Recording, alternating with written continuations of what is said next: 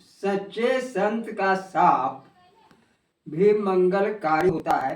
इस शीर्षक से मैं आपके सामने एक कथा सुना रहा हूं। धनाधीश कुबेर के दो पुत्र थे, नलकुबर और मणिग्रीव।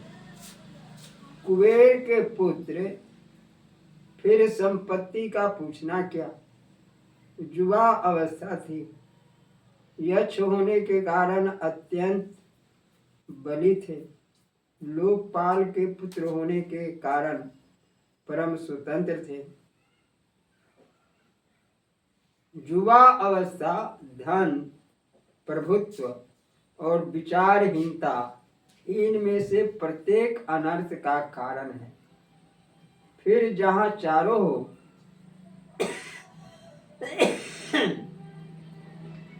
वहां तो पूछना ही क्या। कुबेर के पुत्रों में चारों दोष एक साथ आ गए। धन मद से वे उन्मत्त रहने लगे। एक बार वे स्त्रियों के साथ मदिरा पीकर जल क्रीड़ा कर रहे थे, नंगे होकर। उसी समय देवर्षि नारद उधर से निकले। देवर्षि को देखकर स्त्रियां झटपट जल से बाहर निकल आईं और उन्होंने वस्त्र पहन लिए, किंतु दोनों कुबेर पुत्र वैसे ही नंग धरंग खड़े रहे। देवर्षि का कोई सत्कार या संकोच करना उन्हें अनावश्यक लगा। देवर्षि को उनकी दशा देखकर क्रोध तो नहीं आया, दया आ गई। कुबेर जी लोकपाल हैं, उनके गण भी उपदेव माने जाते हैं। भगवान शंकर उन्हें अपना सखा कहते हैं। उनके पुत्र ऐसे असभ्य, मदांध दया करके देवर्षि ने शाप दिया, तुम दोनों जड़ की भांति खड़े हो, अतः जड़ वृक्ष हो जाओ। संत के दर्शन से कोई बंधन में नहीं पड़ता। संत के शाप से किसी का अमंगल नहीं होता। संत तो है ही मंगलमय। उनका दर्शन, स्पर्श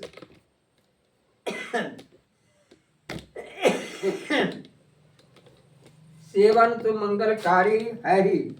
उसके रोष और शाप से भी जीव का परिणाम में मंगल ही होता है। देवर्षि ने शाप देते हुए कहा, तुम दोनों ब्रज में नंद द्वार पर सटे हुए अर्जुन के वृक्ष बनो। द्वापर में अवतार लेकर श्री कृष्णचंद्र वृक्ष जोनि से तुम्हारा उद्धार करेंगे और तब तुम्हें भगवत प्राप्ति होगी। यह शाप है या वरदान। श्री कृष्णचंद्र का दर्शन प्राप्त होगा, स्पर्श प्राप्त होगा और भगवत भक्ति प्राप्त होगी। ब्रज में निवास प्राप्त होगा।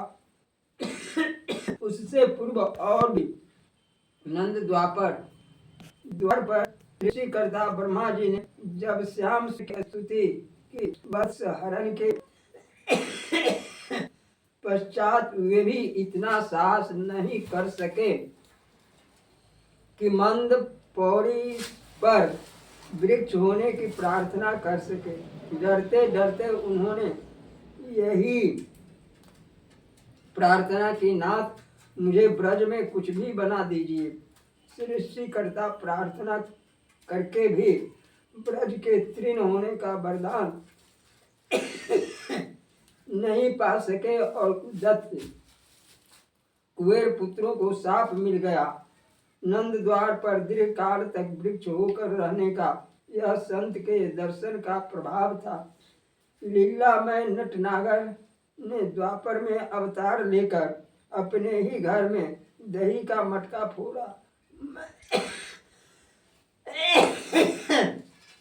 माखन चुराया। इस प्रकार भैया जसोदा को रोस्ट करके उनके हाथों अपने को उखल से बंधवाया। इसके बाद रस्सी में उखल से बंधा वह दामोदर उखल घसीटता अपने द्वार पर अर्जुन वृक्ष बने कुबेर पुत्रों के पास पहुंचा। वृक्षों के मध्य उखल अटकाकर उसने बलपूर्वक वृक्षों को गिरा दिया, क्योंकि अपने प्रिय भक्त देवर्षि की बात उसे सत्य करनी थी। कुबेर के पुत्रों को वृक्ष जोड़ने से